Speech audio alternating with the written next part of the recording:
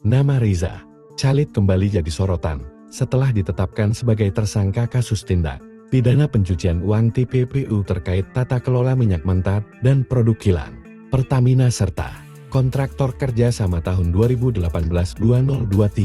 Pengusaha kelahiran tahun 1960 yang dijuluki saudagar minyak dan the gasoline godfather ini dikenal menguasai bisnis energi lewat petrol serta memiliki gurita usaha di retail mall, perkebunan sawit, hingga minuman.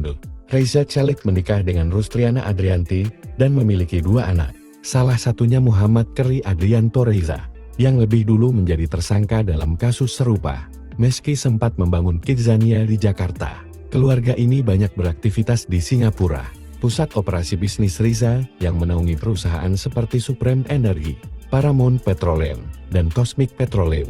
Kekayaannya pernah ditaksir USD 415 juta dan masuk daftar orang terkaya ke-88 Indonesia versi Globe Asia tahun 2015. Jejak kontroversinya panjang, mulai dari pengadaan pesawat Sukhoi dan Hercules di era 1990-an, kasus minyak Satapi lewat Petrol pada tahun 2008, hingga audit forensik Petrol tahun 2015 yang mengungkap kebocoran tender minyak. Nama Riza juga muncul dalam skandal Papa minta saham bersama Setia Novanto dan Freeport, serta diduga menjadi penyokong dana besar bagi Prabowo Subianto pada Pilpres tahun 2014.